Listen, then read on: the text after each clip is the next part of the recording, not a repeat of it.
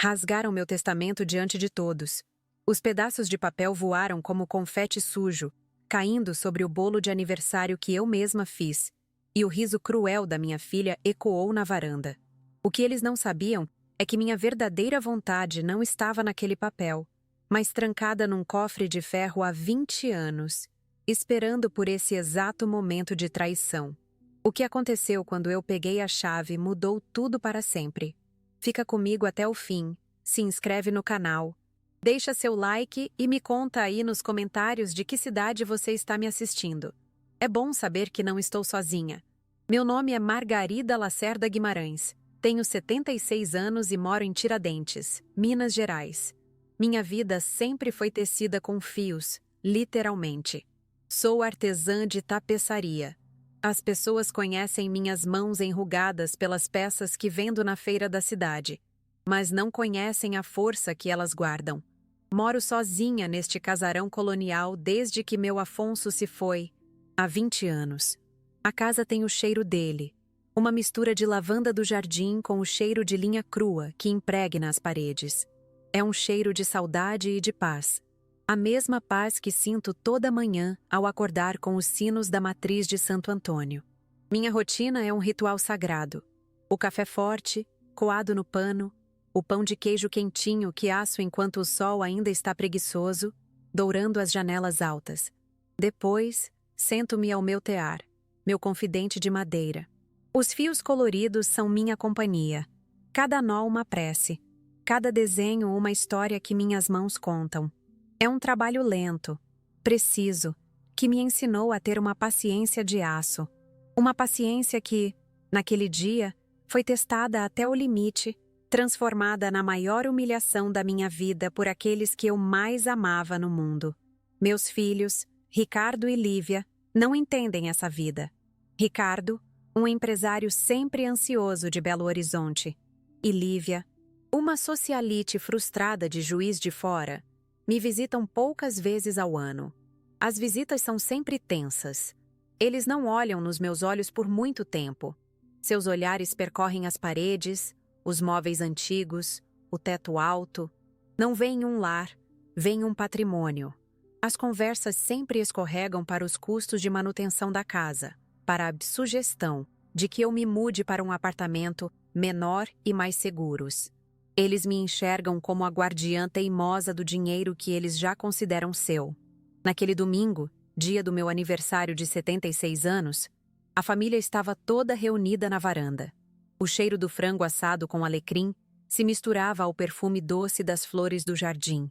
Eu estava feliz, genuinamente feliz em vê-los ali, apesar de tudo. Decidi que era o momento. Com a voz calma, anunciei que tinha redigido um novo testamento. Antes que eu pudesse explicar, Ricardo se levantou, o rosto vermelho de raiva. Ele arrancou o envelope da minha mão e, na frente dos meus netos, rasgou o documento em dezenas de pedaços. "A senhora já não sabe o que faz", ele gritou. "Essa casa é nossa por direito." O silêncio que se seguiu foi mais alto que o grito dele. Os pedaços do meu testamento caíram sobre a toalha de mesa bordada, alguns dentro da travessa de farofa. Ninguém se mexeu. Vi o olhar chocado do meu neto mais novo, Pedro, de apenas 12 anos. Ele olhava para o pai como se não o reconhecesse. Meu coração se partiu por ele, não por mim. Naquele momento, a dor não era de humilhação, mas de uma clareza fria e cortante. A tapeceira frágil que eles pensavam conhecer morreu ali, entre os restos de papel. Lívia, ao lado do irmão, não disse uma palavra.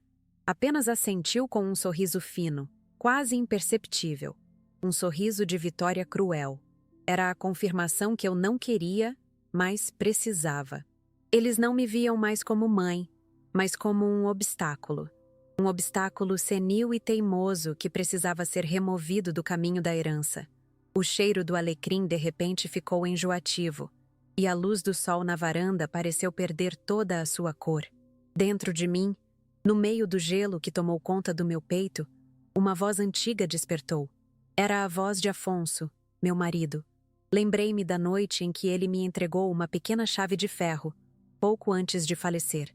"Margarida", ele disse, com a respiração fraca. Só abra o cofre se um dia nossos filhos te tratarem como se você não valesse nada. A verdade sobre o nosso suor está lá dentro. 20 anos eu guardei aquela promessa, acreditando que nunca precisaria cumpri-la. Eu olhei para as minhas mãos, apoiadas na mesa. As mesmas mãos que embalaram Ricardo e Lívia quando eram bebês, que costuraram suas roupas de festa, que teceram tapeçarias para pagar a faculdade dos dois. Elas tremiam um pouco, não de medo, mas de uma força que eu não sentia há muito tempo. Naquele instante, eu soube que o almoço de aniversário tinha acabado, mas a verdadeira lição estava apenas começando a ser tecida. A manhã daquele domingo tinha começado tão bem. O sol entrava pelas frestas da janela do meu quarto, desenhando listras de luz no chão de madeira que rangia com meus passos. Eu me sentia disposta, com a energia de quem ia receber a casa cheia. Preparei tudo com o maior carinho, como minha mãe me ensinou. A toalha de mesa mais bonita, a louça de porcelana que só usava em ocasiões especiais. O cuidado em cada detalhe era a minha forma de dizer: eu amo vocês. Assei pães de queijo e deixei o café passado na hora, para que o cheiro tomasse conta da casa quando eles chegassem. O aroma de lar, de aconchego. Enquanto mexia o doce de leite no tacho de cobre, eu pensava em como seria bom ter todos ali. Imaginava as risadas dos netos correndo pelo quintal, a conversa fiada na varanda. Era uma ilusão que eu alimentava com teimosia. Uma tapeçaria de família feliz que eu tentava remendar a cada visita. Quando a campainha tocou, meu coração acelerou. Era Pedro, meu neto, que entrou correndo para me abraçar. "Vó, que cheiro bom!" ele disse, afundando o rosto no meu avental. Aquele abraço sincero era o meu combustível. Ele me mostrou um desenho que fez na escola, um retrato meu, sentada no tear. "É para a senhora não se sentir sozinha", ele falou com a sabedoria inocente das crianças. Mal sabia ele que, em poucas horas, a solidão se tornaria minha única aliada. Logo atrás dele, vieram Ricardo e Lívia. Ricardo, como sempre, já estava no celular, resolvendo algum problema do trabalho. Deu-me um beijo apressado na bochecha, seu perfume caro e amadeirado brigando com o cheiro de comida caseira. Seus olhos já mediam o espaço, calculando. Ele nunca estava presente de verdade. Seu corpo estava ali, mas sua mente estava sempre em outro lugar, geralmente em planilhas de lucros e perdas. Lívia entrou com seu ar de superioridade, inspecionando o ambiente como se procurasse falhas. "Mãe, a senhora precisa de ajuda com essa casa. Está tudo tão antigo", ela comentou, passando o dedo sobre o aparador de jacarandá. A palavra antigo, na boca dela, soava como decadente. Ela me entregou um presente. Uma caixa com um creme para as mãos caríssimo. Um lembrete sutil de que, para ela, minhas mãos eram apenas velhas e enrugadas, e não a fonte de tudo que ela teve na vida. A conversa durante o almoço foi superficial, pontuada por longos silêncios. Eles falavam de viagens, de negócios, de problemas com os vizinhos do condomínio de luxo. Assuntos de um mundo que não era o meu. Eu tentava participar, perguntava sobre os netos, sobre a saúde deles, mas as respostas eram curtas, monossilábicas. Era como se eu estivesse falando uma língua que eles não se esforçavam mais para entender. O clima pesou quando Ricardo mencionou um investidor interessado no terreno. Ele falou de forma casual, como se comentasse o tempo, mas o recado era claro. A pressão estava aumentando. Lívia a apoiou, dizendo como seria maravilhoso para mim ter um dinheiro para aproveitar a vida sem preocupações. A preocupação deles não era comigo. Era com a chave do cofre da herança que eles acreditavam estar na escritura daquele casarão. Foi então que senti que não podia mais adiar. Respirei fundo, juntei a coragem que me restava e peguei o envelope que estava guardado na gaveta do aparador. "Filhos, eu preciso falar uma coisa importante." Comecei. O olhar que Ricardo me lançou foi de pura impaciência. Ele achou que eu ia começar com minhas histórias do passado, com minhas teimosias de velha. Foi esse desprezo no olhar dele que me deu a certeza do que fazer. Se eu tivesse percebido a profundidade da ganância em seus olhos antes, talvez nada disso tivesse acontecido. Depois que ele rasgou o testamento, o constrangimento se instalou na mesa como um convidado indesejado. Ricardo, talvez percebendo o olhar chocado do próprio filho, tentou consertar.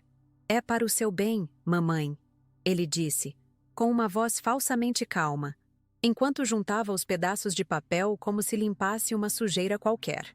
"A senhora não está em condições de tomar essas decisões. Nós cuidaremos de tudo." A palavra "cuidaremos" soou como uma sentença. Lívia completou, colocando a mão sobre a minha, um toque gelado e sem afeto. "Não se preocupe, mãezinha. Estamos aqui para isso, para garantir que seu patrimônio seja bem administrado." Patrimônio. Eles só falavam essa palavra. Não era nosso lar. Nossa história era patrimônio. Uma palavra fria, sem alma, como eles haviam se tornado. Eu puxei minha mão de volta, um gesto pequeno, mas que para mim foi um grito de independência. Meu silêncio os desarmou. Eles esperavam lágrimas, um escândalo, uma crise de uma velha senil. Não lhes dei esse gosto. Apenas fiquei ali, sentada, a espinha ereta, olhando para o vazio do quintal. Minha mente, no entanto, trabalhava rápido. Lembrei-me dos sacrifícios. Lembrei de quando Afonso e eu vendemos o único carro que tínhamos para pagar a entrada desta casa. Lembrei das noites em que fiquei costurando para fora para completar o dinheiro da faculdade de Direito do Ricardo, a mesma que ele agora usava para me ameaçar. A memória mais dolorosa veio em seguida. A vez que Lívia, aos 15 anos, teve vergonha de mim na frente das amigas da escola. "Minha mãe é apenas uma costureira", ela disse, com desdém. Naquele dia, eu chorei escondida no meu ateliê. Agora, a vergonha era toda minha, por ter criado filhos que mediam o amor em metros quadrados e cifras bancárias. A humilhação de hoje não era nova. Era apenas a culminação de uma vida inteira de pequenas e grandes ingratidões. Meu olhar se desviou discretamente para a porta do escritório de Afonso, que ficava no fim do corredor. A porta estava sempre fechada. Lá dentro, tudo continuava como ele deixou. A mesa de madeira maciça, sua poltrona de couro gasta e, na parede, atrás de um quadro antigo de Tiradentes, o cofre de ferro. Um cofre pequeno, robusto, que guardava não apenas documentos, mas a prova final do caráter de cada um naquela família. A despedida foi rápida e estranha. Ninguém sabia o que dizer. Os netos me abraçaram com força. Um abraço que pedia desculpas pelo comportamento dos pais. Ricardo e Lívia evitaram meu olhar. Deram-me beijos no ar e saíram prometendo ligar durante a semana para resolver as coisas. Eu sabia o que o resolver as coisas significava. Significava me colocar num asilo e chamar um corretor de imóveis. Fiquei sozinha na varanda, com a mesa desarrumada, o bolo intocado e os pedaços do meu testamento espalhados pelo chão. O vento da tarde começou a soprar, levando alguns dos papéis para o jardim. Peguei um do chão. Nele, estava escrita apenas uma palavra da frase que eu tinha redigido com tanto cuidado: legado. Eles achavam que tinham destruído meu legado. Mal sabiam que o verdadeiro estava prestes a ser desenterrado. A casa, de repente, pareceu maior e mais silenciosa do que nunca. Cada rangido do assoalho ecoava como um gemido de solidão. Senti-me encurralada, uma rainha deposta em seu próprio castelo. Por um momento, o desespero bateu à porta. E se eu não tivesse forças para ir até o fim? Mas então, olhei para a tapeçaria que estava no tear. Inacabada. Era a história de uma fênix, o pássaro que renasce das cinzas. Respirei fundo. Meus joelhos estalaram quando me levantei, mas minha coluna estava firme. Caminhei lentamente, com um propósito que eu não sentia há anos, em direção à porta fechada do escritório. Minha mão, enrugada e manchada pelo tempo, girou a maçaneta. A luta silenciosa havia acabado. A batalha final estava prestes a começar. A porta do escritório de Afonso se abriu com um gemido longo, como se a madeira estivesse se queixando de ser acordada de um sono de 2 décadas. O ar que saiu de lá era denso, parado, com um cheiro forte de papel velho, couro ressecado e lavanda seca, que eu costumava colocar nas gavetas dele. A poeira dançava nos feixes de luz que entravam pela fresta da cortina pesada. Pequenas partículas de tempo suspensas no ar. Era um santuário, um museu de um homem só, e eu estava invadindo-o não com saudade, mas com a urgência de uma guerra. Passei a mão pela sua mesa de trabalho, sentindo a camada fina de poeira sob os dedos. Tudo estava exatamente como ele deixou. A caneta tinteiro ao lado de um bloco de notas. Os óculos de leitura dobrados sobre um livro aberto. Por um instante, a guerreira dentro de mim fraquejou. A dor da perda, que eu mantinha adormecida sob a rotina do meu tear, voltou com uma força avassaladora. Sentei-me na sua poltrona de couro, que rangeu sob o meu peso, e o choro veio, seco e silencioso. Um choro de 20 anos guardado. Era um choro de luto, sim, mas também de raiva. Raiva por ele não estar ali para ver no que nossos filhos haviam se transformado. Raiva de mim mesma, por ter permitido que a ganância deles crescesse como uma erva daninha no jardim da nossa família, sem que eu a arrancasse pela raiz. Olhei para a fotografia na mesa, eu e Afonso, jovens, no dia do nosso casamento. Atrás de nós, o terreno vazio onde construiríamos esta casa com as nossas próprias mãos e os nossos sonhos. Sonhos que agora estavam sendo leiloados por quem deveria protegê-los. Lembrei-me das noites em que ficávamos acordados, planejando cada cômodo. Afonso dizia que esta casa seria nosso ninho, o lugar onde nossos filhos criariam asas. Ele não imaginava que as asas que eles criaram serviriam para voar para longe de tudo o que lhes demos, voltando apenas como abutres para bicar a carcaça do que restou. Aquele pensamento foi como um balde de água fria. Secou minhas lágrimas e endureceu minha espinha. A fraqueza passou, dando lugar a uma clareza fria e cortante. Levantei-me, o couro da poltrona estalando em protesto. Meu objetivo estava claro agora. Eu não estava ali para chorar pelo passado, mas para resgatar o futuro. O meu futuro. Meus olhos varreram a estante de livros, procurando pelo quadro que Afonso tanto gostava. Uma pintura a óleo de um artista local retratando a Serra de São José. Era uma tela escura, melancólica, que sempre me pareceu deslocada entre os livros de contabilidade e os romances que ele lia. Agora eu entendia o porquê. Com um esforço que fez meus braços doerem, tirei o quadro pesado da parede. O retângulo de poeira na parede revelou o que eu procurava. A porta de ferro escura e sem adornos do cofre. Era menor do que eu lembrava, mas sua presença era imponente. Uma promessa silenciosa de segredos guardados. A frieza do metal tocou meus dedos, e um arrepio percorreu meu corpo. Não era medo, era a eletricidade de um momento decisivo, o ponto de virada que eu esperei por 20 anos sem saber. Afonso me deu a chave numa noite chuvosa, uma semana antes de partir. Sua mão tremia dentro da minha. Guarde bem, Margarida. Esta não é uma chave para riquezas. É uma chave para a verdade. Use-a apenas se o desrespeito deles for maior que o seu amor por eles. Na época, eu não entendi a gravidade de suas palavras. Achei que era o delírio da doença. Hoje, cada sílaba ecoava na sala empoeirada com a clareza de uma profecia. Onde eu guardei a chave? A pergunta me paralisou por um segundo. Minha mente, turva pela emoção, vasculhou as gavetas da memória. Não estava em um porta-joias, nem em um envelope no banco. Afonso era um homem simples, mas de simbolismos profundos. Ele a teria colocado em um lugar que representasse o início de tudo. Então, eu soube. Afonso não era um homem de gestos vazios. Se ele deixou aquele cofre, ele tinha um motivo, e eu devia a ele, e a mim mesma, descobrir qual era. Fui até a primeira gaveta da sua escrivaninha. Dentro dela, entre papéis amarelados, havia uma pequena caixa de madeira de imbuia, que eu mesma tinha entalhado para ele no nosso primeiro aniversário de casamento. Dentro da caixa, não havia joias ou dinheiro, apenas o primeiro sapatinho de lã que eu tricotei para Ricardo.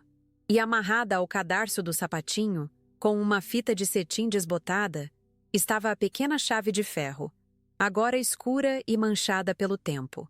Pegar aquela chave foi como pegar um brasa. Ela queimava na minha mão com o peso da responsabilidade. Era o fim da Margarida que suportava tudo em silêncio. Era o nascimento da mulher que Afonso sabia que eu precisaria me tornar.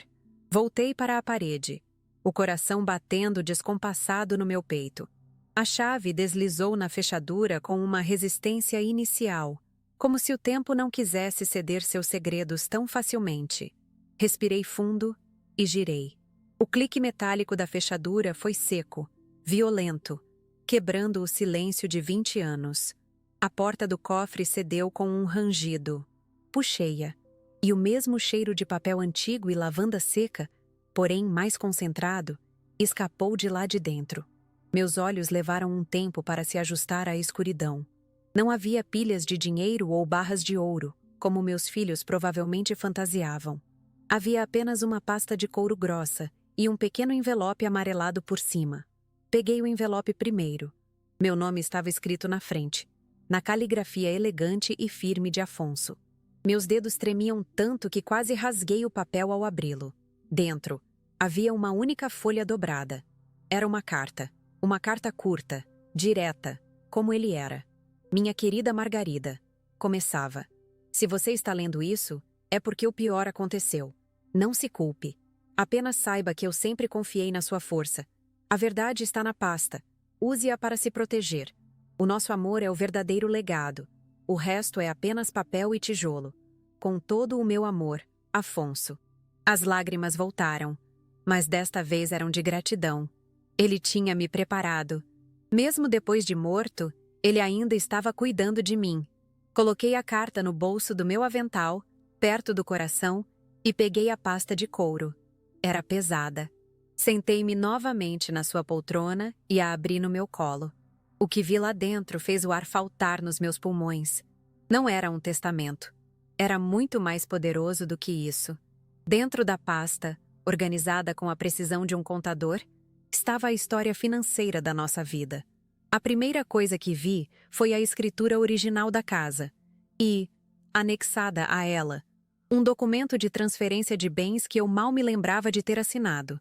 O terreno sobre o qual a casa foi construída havia sido comprado com o dinheiro da herança que meus pais me deixaram, muito antes de Afonso ter qualquer estabilidade financeira. A casa, legalmente, era mais minha do que dele. Folheando os documentos, encontrei mais. Recibos amarelados da faculdade de Ricardo, com anotações de Afonso na margem. Pago com a venda das tapeçarias de Margarida. Havia extratos bancários antigos que mostravam depósitos regulares, provenientes das feiras de artesanato, que iam diretamente para uma conta de investimento para a festa de 15 anos de Lívia. Eu tinha esquecido de muitos daqueles sacrifícios. Mas Afonso, não. Ele tinha guardado cada prova. Havia também um documento que eu nunca tinha visto. Um testamento redigido por Afonso, datado de 1 mês antes de sua morte. Nele, ele deixava sua parte da casa e todos os seus bens para mim, com uma cláusula específica. Em caso de minha morte, a casa deveria ser doada para a criação de uma fundação de apoio a artesãos locais, a menos que meus filhos comprovassem, através de um conselho de amigos da família, que haviam cuidado de mim com dignidade e respeito em meus últimos anos. O som do metal girando na fechadura foi o barulho mais alto que eu tinha ouvido em 20 anos. A bomba final estava no fundo da pasta. Uma avaliação do imóvel, feita secretamente por Afonso. O casarão não valia apenas pelo terreno, como Ricardo imaginava. Por ser um patrimônio histórico tombado, com detalhes arquitetônicos únicos, seu valor era 3 vezes maior do que qualquer estimativa de mercado que um corretor comum pudesse fazer. Mas sua venda era restrita, e qualquer alteração na estrutura era proibida. O investidor do meu filho nunca conseguiria colocar as mãos nele para construir um prédio. Senti uma calma gelada tomar conta de mim. A humilhação, a dor, a raiva, tudo isso se dissolveu, dando lugar a uma certeza inabalável. Eles não tinham me desrespeitado apenas como mãe. Eles tinham desrespeitado a memória do pai, o suor de uma vida inteira de trabalho, a nossa história. Eles não viam valor em nada que não pudesse ser convertido em dinheiro vivo. E essa cegueira seria a ruína deles. Fechei a pasta de couro com um baque surdo. A poeira que se levantou pareceu cinzas de um passado que acabava de ser cremado. Eu olhei para as minhas mãos. As mesmas mãos que eles achavam frágeis e inúteis, que só serviam para tecer panos coloridos. Eram essas mãos que agora seguravam o poder de desmanchar, fio por fio, a teia de mentiras e ganância que eles haviam tecido ao meu redor. Levantei-me e caminhei até a janela. Abri as cortinas pesadas, e a luz do fim de tarde inundou o escritório, limpando as sombras. Lá fora, o sol se punha atrás da serra, pintando o céu de laranja e roxo, as cores que eu mais gostava de usar no meu tear. Era um espetáculo de uma beleza serena, uma promessa de que, mesmo depois da noite mais escura, o dia sempre volta a nascer. A tapeceira frágil, a velhinha senil que eles humilharam na varanda, tinha morrido naquela tarde. Em seu lugar, estava Margarida Lacerda Guimarães, a guardiã da verdade, a executora do verdadeiro testamento de Afonso. Eu sabia exatamente o que precisava fazer. Não haveria mais discussões. Não haveria mais súplicas. Haveria apenas consequências. Peguei a pasta e a carta de Afonso. Antes de sair do escritório, parei e olhei mais uma vez para a foto na mesa. Sorri para o jovem Afonso. "Ah, você pode descansar em paz agora, meu amor", sussurrei para o silêncio. "Eu vou terminar de tecer esta história por nós dois." A porta se fechou atrás de mim, desta vez sem gemer. O som foi firme, definitivo. Caminhei pelo corredor, meus passos ecoando na casa silenciosa. Não eram mais os passos hesitantes de uma idosa, mas a marcha firme de quem sabe exatamente para onde está indo. Fui até a sala de estar, onde o telefone antigo de disco descansava sobre uma mesinha de canto. Peguei o fone pesado, o plástico frio contra minha orelha. Disquei o número do advogado da família, um amigo de longa data de Afonso, um homem que eu sabia que entenderia a santidade daquelas provas. Enquanto o telefone chamava, meu olhar caiu sobre os cacos de papel espalhados pelo chão, os restos do testamento que Ricardo havia rasgado. Um sorriso fino, o mesmo tipo de sorriso que vi nos lábios de Lívia, formou-se no meu rosto. Eles achavam que tinham vencido a batalha. Mal sabiam que eu estava prestes a vencer a guerra. Quando o Dr. Almeida atendeu, com sua voz grave e familiar, eu não hesitei. "Almeida, é a Margarida", eu disse, minha voz soando mais forte e clara do que nunca. "Preciso que você venha até minha casa, amanhã bem cedo. Eu tenho em minhas mãos o verdadeiro testamento de Afonso. E acho que meus filhos e eu precisamos ter uma conversa final." Eu desliguei o telefone antes que ele pudesse responder. A decisão estava tomada. A mudança não era mais uma possibilidade. Era o único caminho a seguir. A noite que se seguiu àquele telefonema foi a mais longa da minha vida. A casa, antes meu refúgio, parecia um tribunal silencioso onde eu era, ao mesmo tempo, ré, juíza e testemunha. Deixei a pasta de couro de Afonso sobre a mesa da sala de jantar, ao lado dos restos do bolo de aniversário. O contraste era brutal. A doçura destruída de um lado, a verdade amarga do outro. Não consegui dormir. Cada rangido do assoalho era um passo dos meus filhos voltando para terminar o que começaram. Cada uivo do vento nas frestas das janelas parecia um lamento pelo que nossa família tinha se tornado. Sentei-me na poltrona da sala, a mesma onde tantas vezes ninara Ricardo e Lívia, e fiquei olhando para a pasta. O medo era um bicho gelado subindo pela minha espinha. E se eu estivesse errada? E se confrontá-los me deixasse completamente sozinha? Um abandono final e irrevogável. A tentação de pegar aquela pasta, trancá-la de volta no cofre e fingir que nada aconteceu foi imensa. Eu poderia simplesmente ligar para eles no dia seguinte, aceitar suas desculpas forçadas e continuar sendo a mãezinha que eles queriam. Uma figura decorativa, inofensiva e fácil de manipular. Mas então, a imagem do sorriso de Lívia e do rosto enfurecido de Ricardo voltava à minha mente com a força de um tapa. A humilhação era uma brasa que o medo não conseguia apagar. Peguei a carta de Afonso do bolso do avental e a li de novo, até que as letras se embaralharam diante dos meus olhos cansados. Sempre confiei na sua força. Ele escreveu. Aquela frase era meu escudo. A força dele, somada à minha, teria que ser suficiente. Não era mais sobre mim. Era sobre honrar a memória do homem que construiu aquele lar com amor, não com ganância. O primeiro passo da minha transformação foi aceitar que o amor de mãe, aquele que perdoa tudo, às vezes precisa se recolher para dar lugar ao respeito próprio. Foi uma batalha interna, travada no silêncio da madrugada. A Margarida que queria consertar a família lutava contra a Margarida que precisava se salvar. Quando os primeiros raios de sol pintaram a janela, a decisão estava cimentada no meu coração. Eu não iria mais tecer para cobrir os buracos. Eu iria desfazer o tecido podre para começar um novo, mesmo que fosse um tecido só meu. Levantei-me com o corpo doído, mas a mente clara. Fui para a cozinha e preparei o café, mas o ritual mudou. Não era mais um ato de conforto, era um ato de preparação. O cheiro forte do pó invadiu a casa, não como um convite, mas como um alarme, um despertar. Enquanto a água fervia, olhei meu reflexo no vidro escuro da janela.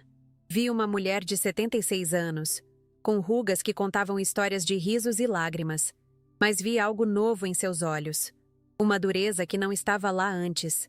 Era a dureza do aço, a mesma que sentia na espinha. Voltei para a sala e comecei a organizar os documentos da pasta sobre a mesa, metodicamente, como quem separa os fios para uma nova tapeçaria. A escritura, os recibos, o testamento de Afonso. Cada papel era um fio de verdade. Eu os toquei, senti a textura do tempo neles. Não eram mais apenas memórias dolorosas de sacrifício.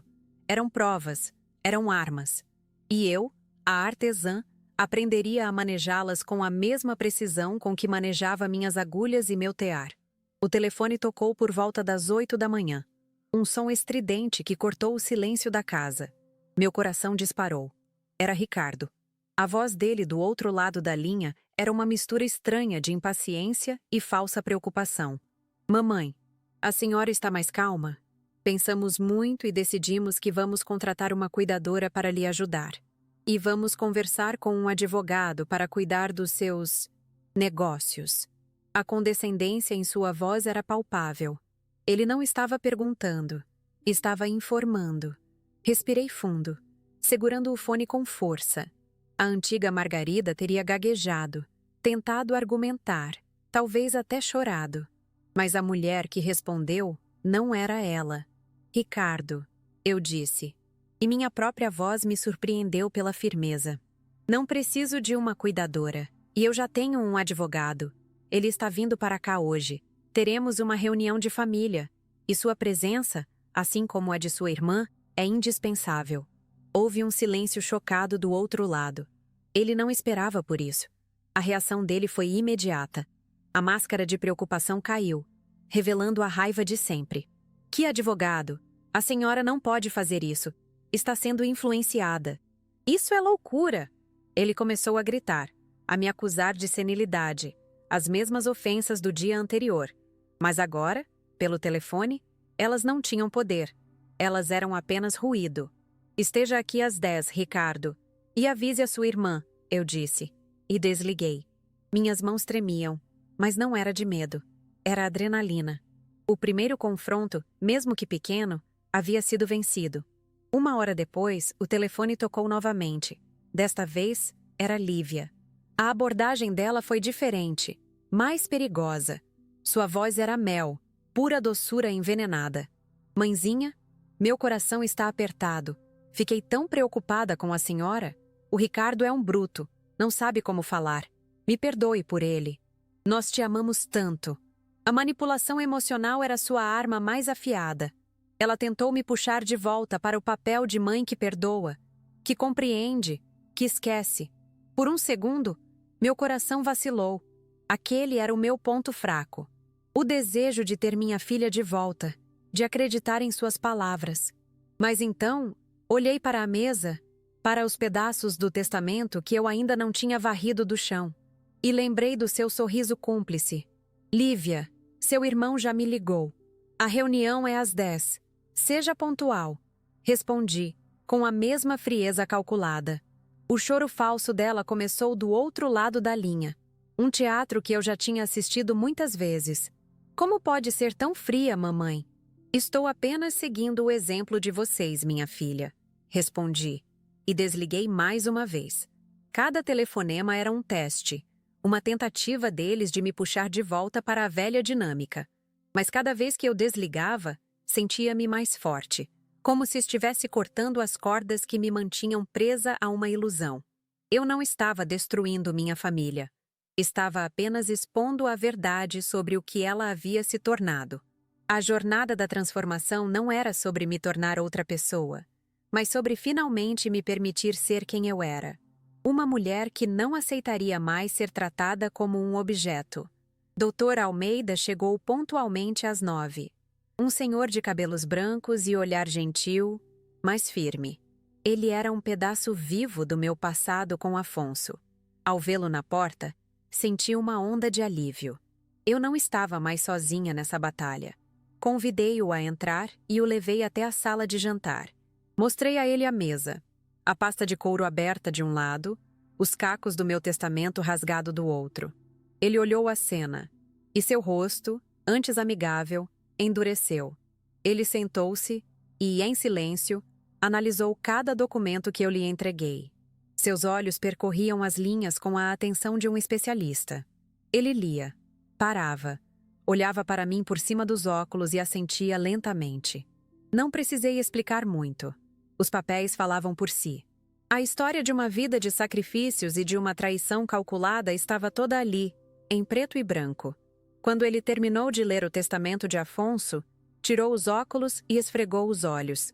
Margarida, ele disse, com a voz embargada. Afonso era um homem de uma sabedoria imensa. Ele te protegeu até mesmo depois da morte. A validação dele foi a última peça que faltava no meu quebra-cabeça de coragem. O medo de estar exagerando, de ser apenas uma velha amarga, desapareceu completamente. Eu não estava louca. Eu não era senil. Eu era uma mulher que tinha sido profundamente injustiçada e que, agora, tinha as ferramentas para buscar justiça. Discutimos a estratégia. Dr. Almeida foi claro. A lei estava do meu lado de todas as formas possíveis. A casa era minha. O testamento de Afonso era legal e a cláusula sobre o cuidado com dignidade era a nossa cartada final. Enquanto esperávamos pela chegada de Ricardo e Lívia, uma calma estranha tomou conta de mim. Não era a paz de antes, a paz da solidão conformada. Era a calma do olho do furacão, a calmaria de quem sabe que a tempestade é inevitável, mas que está no controle, firmemente ancorada. Fui até o meu tear, que ficava num canto da sala, e passei os dedos pelos fios da tapeçaria da Fênix. Eu estava no meio do desenho das chamas. A parte mais difícil, onde as cores quentes se misturavam para criar a ilusão de fogo. Naquele momento, eu entendi. A humilhação que sofri foi o fogo, a dor, a raiva, as lágrimas. Foram as chamas que consumiram a velha Margarida. Mas das cinzas, algo novo estava nascendo. Uma mulher que não tinha medo de segurar a verdade, por mais que ela queimasse. Uma mulher que finalmente entendia que o maior legado que poderia deixar não era uma casa ou dinheiro, mas o exemplo de que ninguém, nem mesmo os próprios filhos, tem o direito de apagar a sua história ou rasgar a sua dignidade. A campainha tocou. O som ecoou pela casa, anunciando o começo do fim. Respirei fundo. Doutor. Almeida me olhou. Um aceno de encorajamento. Caminhei até a porta. Meus passos no assoalho de madeira não rangiam mais com hesitação. Eram firmes, decididos. Eu já não era a mesma mulher que havia acordado na manhã anterior, ansiosa por uma festa de aniversário. Eu era Margarida Lacerda Guimarães, e estava prestes a tecer o último e mais importante painel da minha vida. Ao abrir a porta e ver os rostos ansiosos e arrogantes dos meus filhos, não senti dor, nem raiva. Senti uma clareza cortante. Eles não viam a mãe deles ali, mas um problema a ser resolvido. E eu não via mais meus filhos. mas 2 pessoas que precisavam, urgentemente, de uma lição sobre o verdadeiro significado da palavra legado. A transformação estava completa. A artesã estava pronta para apresentar sua obra-prima. A jornada até aquela porta foi a mais difícil.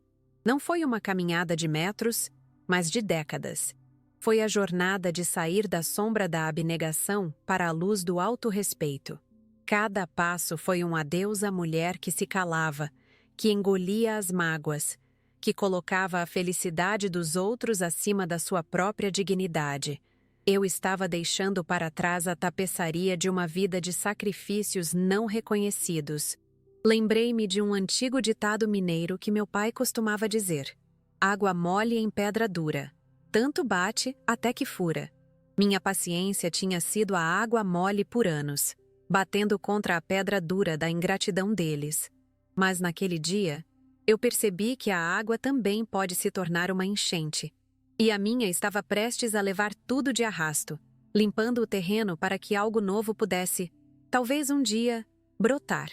Os conflitos internos que me assombraram durante a noite haviam se aquietado. A voz do medo foi substituída pela voz da razão, a voz de Afonso, a voz da minha própria consciência que clamava por justiça.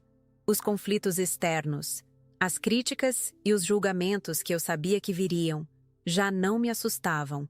Eles seriam apenas o barulho de um mundo que não entendia a força silenciosa de uma mulher que decidiu, finalmente, pegar as rédeas da sua própria história. Enquanto eles entravam, seus olhos varrendo a sala e parando na figura séria do Dr. Almeida e na mesa cheia de papéis, eu vi o primeiro lampejo de dúvida em seus rostos. A arrogância começou a dar lugar a uma incerteza desconfortável.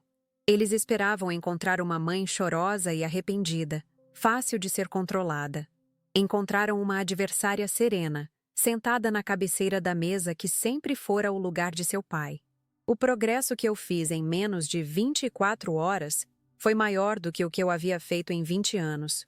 Foi um salto quântico de consciência. A confiança que eu sentia não vinha da arrogância, mas de um lugar de profunda certeza. A certeza de que eu estava fazendo a coisa certa, não apenas por mim, mas pela memória do meu marido e pela verdade da nossa história. Meu olhar encontrou o de Ricardo, e pela primeira vez, ele não conseguiu sustentar. Desviou os olhos. Desconfortável. Lívia forçou um sorriso, mas seus lábios tremiam. Eles sentiram a mudança no ar.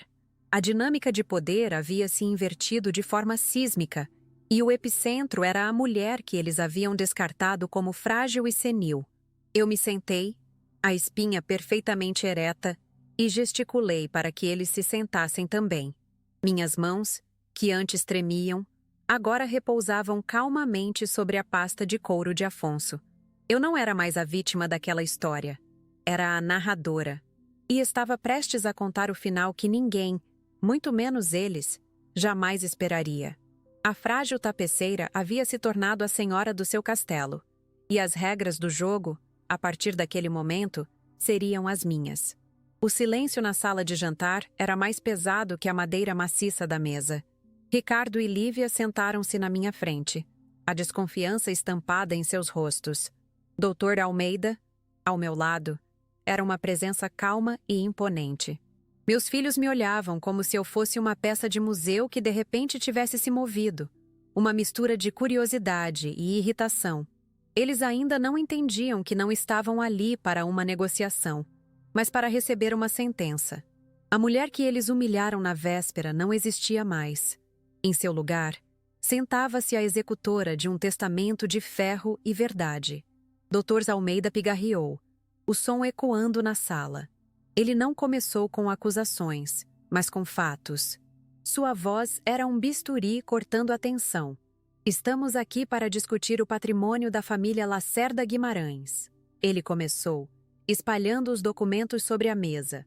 Para começar, a escritura original desta propriedade. Ele deslizou o papel amarelado para o centro da mesa. Ricardo esticou o pescoço para ler, sua expressão mudando de arrogância para confusão.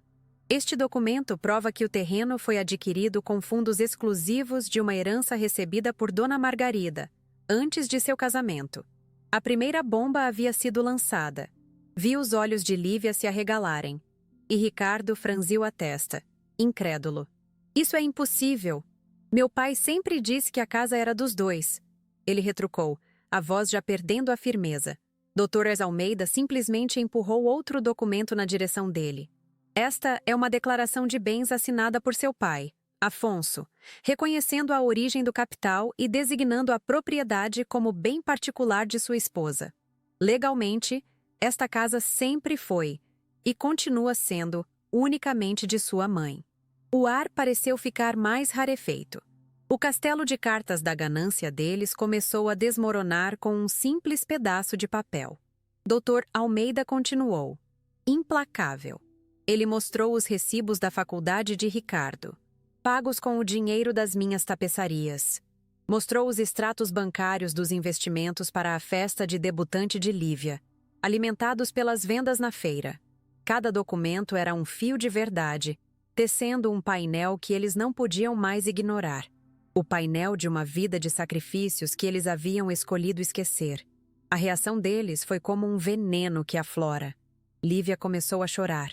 Um choro teatral e desesperado. Mãezinha, por que nunca nos contou? Nós não sabíamos. Ela soluçou, tentando me puxar de volta para o seu jogo de manipulação. Ricardo, por outro lado, explodiu em raiva. Isso é um truque, uma armação dessa velha para nos deserdar. Ela está senil, sendo manipulada por esse advogado. Ele se levantou, batendo na mesa, mas seu poder havia se esvaído. Ele era apenas um menino mimado fazendo birra. Eu permaneci em silêncio, observando a cena. Antes, aquelas lágrimas e aqueles gritos teriam me despedaçado. Agora, eu os via com uma clareza dolorosa. Eram as reações de quem foi pego, de quem perdeu o controle. A conquista, para mim, não era o dinheiro ou a casa. A conquista era aquele momento de verdade nua e crua. A intangível vitória de ver as máscaras caírem, revelando os rostos que eu me recusava a enxergar. O respeito que eles nunca me deram, agora eram forçados a sentir, não por amor, mas pelo poder irrefutável dos fatos. Finalmente, Dr. Almeida pegou o último documento da pasta. E ele disse, com a voz grave, é o verdadeiro testamento de Afonso Lacerda Guimarães, lavrado 1 mês antes de seu falecimento. Ele leu a cláusula principal em voz alta, cada palavra caindo como uma martelada na sala. A parte dele na herança ficaria para mim, e após minha morte, tudo seria destinado a uma fundação para artesãos, a menos que fosse comprovado, por um conselho de amigos, que meus filhos cuidaram de mim com dignidade e respeito. O silêncio que se seguiu foi absoluto. A palavra dignidade ficou suspensa no ar, uma acusação silenciosa e devastadora. Os pedaços do meu testamento rasgado, ainda no chão perto da mesa, pareciam gritar a resposta. Ricardo sentou-se lentamente, o rosto pálido, derrotado. Lívia parou de chorar, o choque secando suas lágrimas falsas. Eles entenderam. Tinham acabado de destruir, com as próprias mãos, a única chance que teriam de herdar qualquer coisa. A ironia era tão cruel quanto o sorriso que Lívia me dera no dia anterior. Foi então que eu falei. Minha voz saiu calma, sem um pingo de tremor. O testamento que vocês rasgaram ontem, comecei, olhando diretamente nos olhos de cada um. Deixava esta casa dividida igualmente entre os dois. Vi um lampejo de horror passar pelos olhos deles. Era a minha tentativa, a última, de acreditar que o amor de mãe poderia consertar o que a ganância de vocês estragou. Mas vocês me deram a resposta. Levantei-me, sentindo-me mais alta do que nunca. A casa não será vendida. A fundação de artesãos será criada em memória do pai de vocês. É o legado dele, e agora é o meu. Fiz uma pausa, deixando o peso daquelas palavras assentar. Quanto a vocês, a partir de hoje, estão por conta própria. O dinheiro que eu poderia lhes dar em vida será usado para começar a fundação. Aprendam a construir algo com as próprias mãos, como seu pai e eu fizemos. A transformação estava completa. A Margarida que pedia por amor e atenção Deu lugar à Margarida que exigia respeito. A mulher que tecia para agradar aos outros agora tecia para si mesma, para sua própria história. Ricardo tentou argumentar, falar em perdão, em família. Mas as palavras soavam ocas, desesperadas. A família é cuidado, Ricardo. É respeito, é dignidade, eu disse, ecoando as palavras de Afonso. Vocês terão muito tempo para refletir sobre o significado disso. Eles saíram da minha casa como estranhos. Não houve abraços, não houve promessas. Apenas o som da porta se fechando atrás deles. Um som definitivo, que separava o passado do futuro. Fiquei sozinha na sala de jantar, com os documentos espalhados e o cheiro do perfume caro de Lívia ainda no ar. Não senti alegria nem vingança. Senti uma paz pesada. A paz que vem depois de uma cirurgia dolorosa, mas necessária. O tumor da ingratidão havia sido removido. Nos dias que se seguiram, a notícia se espalhou por Tiradentes. As pessoas me olhavam de forma diferente na rua. Não com pena, como antes, mas com uma espécie de admiração silenciosa. A frágil artesã da feira tinha se revelado uma matriarca de ferro. Recebi ligações de velhos amigos de Afonso, oferecendo ajuda para criar a fundação. O respeito que meus filhos me negaram, eu encontrei na minha comunidade. Meu neto, Pedro, me ligou escondido dos pais. Vó, eu ouvi a conversa. Eu sinto muito, ele disse, com a voz embargada. Não, meu querido, não sinta, respondi, com o coração apertado de amor por ele. Sinta orgulho. Sua avó finalmente aprendeu a se defender. E um dia, você vai entender que o maior legado não é o que a gente deixa para as pessoas, mas o que a gente deixa dentro delas. Aquele telefonema foi a minha maior conquista. A semente da dignidade havia sido plantada na próxima geração. A casa, antes um peso, um motivo de disputa, agora parecia mais leve. Comecei a preenchê-la com vida novamente. Transformei o quarto de Ricardo em um ateliê maior, com mais luz. O de Lívia virou uma pequena biblioteca e sala de leitura. O escritório de Afonso eu mantive intacto, como um santuário de gratidão. A casa não era mais um patrimônio a ser liquidado. Era o meu reino, o centro do meu universo. O antes e o depois eram como duas tapeçarias distintas. A de antes era tecida com fios de obrigação, medo e mágoa, com cores desbotadas pela resignação. A de agora era vibrante, tecida com os fios de ouro da liberdade, da dignidade e do propósito. Eu não era mais a guardiã de uma herança. Era a arquiteta de um legado. Uma mudança que não se media em dinheiro, mas na firmeza dos meus passos sobre o assoalho que rangia. As reações externas foram variadas. Alguns parentes distantes me chamaram de cruel. Disseram que eu estava destruindo a família. Mas meus amigos de verdade, aqueles que conheciam minha jornada, me abraçaram. Eles viram a minha libertação. A inveja e a admiração andavam de mãos dadas nos cochichos da cidade, e eu aprendi a não me importar com nenhuma das duas.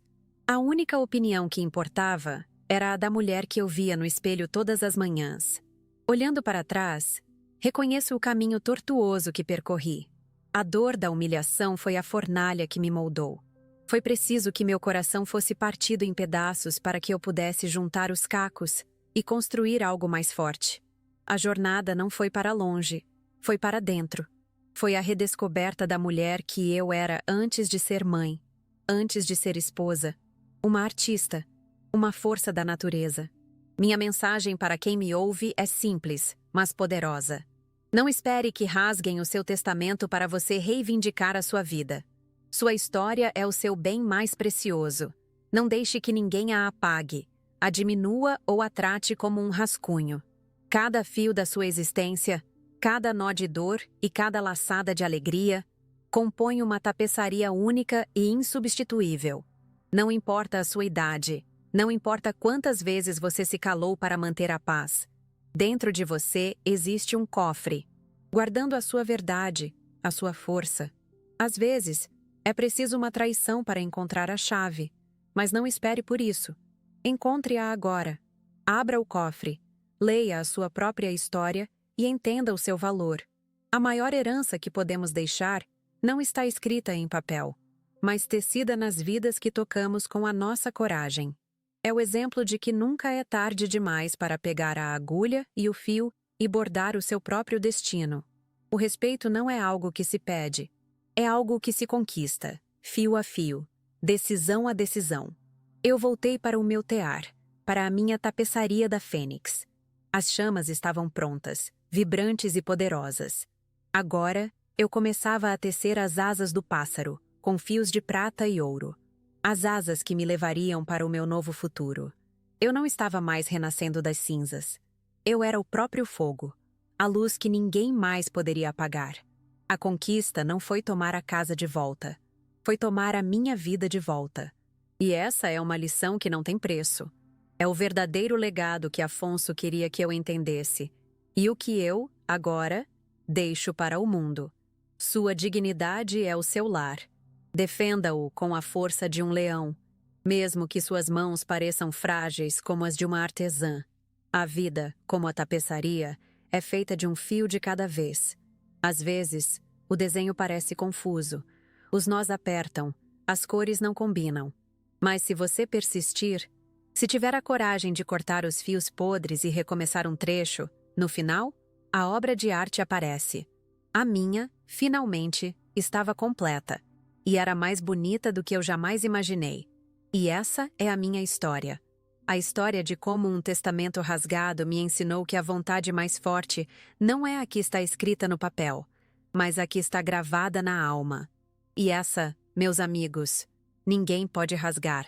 É a sua, é a minha, é a nossa herança inalienável.